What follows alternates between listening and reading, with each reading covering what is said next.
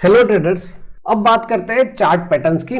Chart patterns असल में market की एक विजुअल साइकोलॉजी दिखाते हैं। जब बायर्स और सेलर्स अपने एक्शन रिपीट करते हैं तो प्राइस एक शेप बनाता है जिसे हम पैटर्न्स कहते हैं। ब्रॉडली चार्ट पैटर्न्स भी तीन टाइप के होते हैं। पहला है कंटिन्यूअस पैटर्न। ये हमें बताते हैं कि जो करंट ट्रेंड चल रहा है वो ज्यादा चांस है कि आगे भी कंटिन्यू करे। एग्जाम्पल के लिए हो गया फ्लैग, पेनेट और असेंडिंग ट्रायंगल। सेकंड होता है रिवर्सल। ठीक है, रिवर्सल पैटर्न ये बताते हैं कि करंट ट्रेंड थक गया है और उल्टा हो सकता है, मतलब रिवर्स जा सकता है। अब जो अगर बुल ट्रेंड कंटिन्यू था वो अब इस पॉइंट पे से अब बियर में कन्वर्ट हो सकता है। इसके एग्जांपल है head and shoulder, double top and bottom. Next है बायलैटरल। यहाँ आउटकम दोनों तरफ जा सकता है, ऊपर या नीचे, दोनों तरफ। मतलब मार्केट में अनसर्टेनिटी है, कुछ क्लियरिटी नहीं है, मार्केट किसी भी साइड जा सकता है। तो इसका एग्जांपल है symmetrical triangle and expanding wedge. लेकिन एक इंपॉर्टेंट चीज याद रखो, चार्ट पैटर्न्स अपने आप में सिग्नल नहीं होते। ये सब क्राउड की फुटप्रिंट है, मतलब बायर और सेलर के साइकोलॉजी का रिफ्लेक्शन है। और इसी वजह से ये भी काफी सब्जेक्टिव हो जाते हैं एंड हर कोई इसे अलग अलग तरीके से ड्रॉ करता है। अब आपको बताता हूँ रियल इशू चार्ट्स पैटर्न का। ये कुछ एग्जांपल कंटिन्यूअस, ये कुछ एग्जांपल कंटिन्यूएशन पैटर्न का। मतलब एज अ बिगिनर आप इसको सिर्फ पढ़ो, देखो एंड याद रख लो, पर आप इसे अप्लाई करने जाओगे तो लॉस के अलावा कुछ नहीं मिलेगा। ये एक एडवांस चीजें हैं जो ट्रेडर एक्सपर्ट हो जाते हैं, जैसे बोलते हैं ना कि पारखी नजर, वैसे ही उनको बिना ड्रॉ करे ही ये पैटर्न दिख जाते हैं। एग्जांपल के लिए हर कोई ये ट्रायंगल्स अलग अलग बनाएगा, हो सकता है किसी में ज्यादा बने, किसी में कम बने। ठीक है, सेम ऐसे ही आप रिवर्सल पैटर्न भी देखेंगे तो हेड एंड शोल्डर हो गया, डबल टॉप हो गया, ये सारे जो भी पिक पॉइंट्स होते हैं, जिसको ये शोल्डर बोलते हैं, इसको हेड बोलते हैं, ये सारे भी बहुत मतलब काफी डिफरेंस होता है। यहाँ पे ऐसे नेकलाइन बनती है, ये डेप्थ लेते हैं, मतलब काफी अलग वर्क है जो आप एज अ बिगिनर बिल्कुल नहीं समझ सकते। इसी वजह से हमारा ट्रेडिंग सिस्टम इंडिकेटर बेस्ड है, क्योंकि इंडिकेटर हमें और ज्यादा क्वांटिफाइबल और डायरेक्ट दिखता है कि हाँ यहाँ बाई करना है, यहाँ सेल करना है।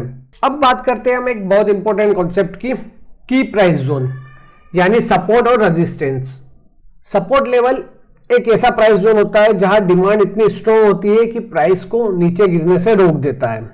सिंपल शब्दों में सपोर्ट एक प्राइस फ्लोर की तरह काम करता है, या बायर्स ज्यादा एक्टिव होते हैं और सेलर्स से ज्यादा पावरफुल हो जाते हैं। इस वजह से सपोर्ट के आसपास प्राइस अक्सर बाउंस करता है। दूसरी तरफ रेजिस्टेंस लेवल एक ऐसा जोन होता है जहां सेलिंग प्रेशर इतना स्ट्रॉन्ग होता है कि प्राइस को ऊपर बढ़ने से रोक देता है। मतलब ये एक प्राइस सेलिंग की तरह एक्ट करता है, या सेलर ज्यादा होते हैं और बायर्स के ऊपर हावी हो जाते हैं। इसलिए रेजिस्टेंस के पास प्राइस अक्सर रिवर्स या फिर पुल बैक करता है। आप ये चार्ट देख सकते हो किस तरह प्राइस बार बार एक ही सपोर्ट जोन से बाउंस करता है और रेजिस्टेंस जोन से रिजेक्ट करता है। लेकिन एक चीज याद रखना, सपोर्ट और रेजिस्टेंस हमेशा एक एग्जैक्ट नंबर नहीं होता, बल्कि ये एक जोन होता है।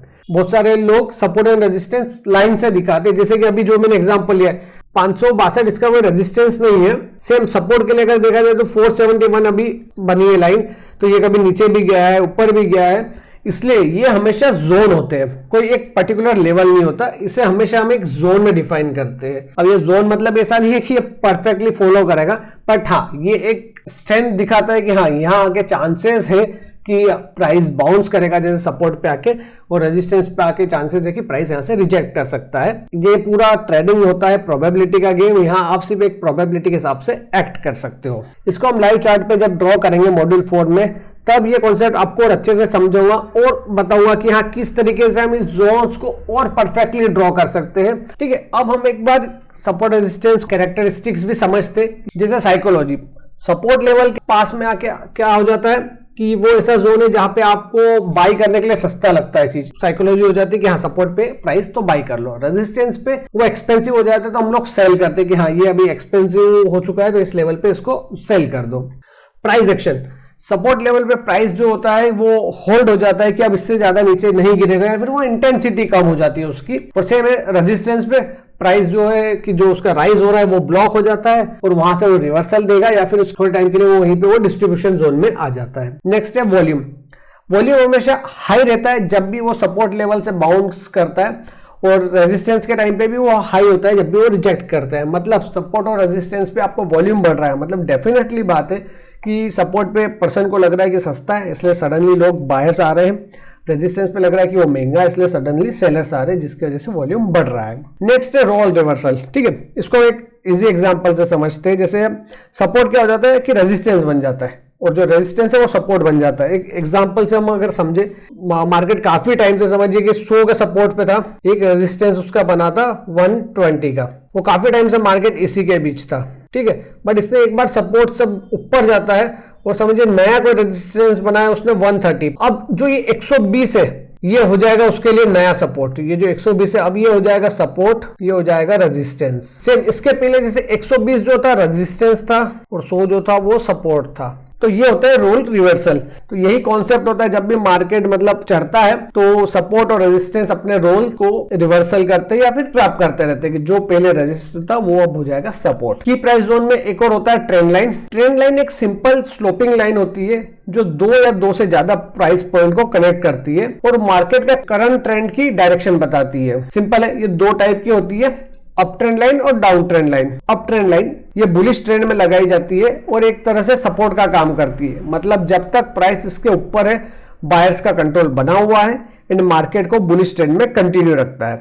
इसी के अपोजिट डाउन ट्रेंड लाइन ये बेरिश ट्रेंड में लगाई जाती है और एक रेजिस्टेंस का काम करती है। मतलब मार्केट हमेशा इसके नीचे रहता है, जब तक प्राइस इसके नीचे रहेगी सेलर्स का डोमिनेशन बना रहेगा। इसमें एक और इंपॉर्टेंट बात है कि जब भी आप लाइन बनाओ सिर्फ 2 पॉइंट से लाइन बनती है, लेकिन जब ये 3 पॉइंट से पास या उससे ज्यादा से पास हो तो आपको ये वैलिडेट कर रही है कि हाँ आप एक स्ट्रॉन्ग जोन में हो, चाहे वो अप ट्रेंड हो या डाउन ट्रेंड हो। और अगर प्राइस ट्रेंड लाइन को जब वो तोड़ता है तो इसका मतलब ये हो गया कि ट्रेंड अब रिवर्स हो सकता है।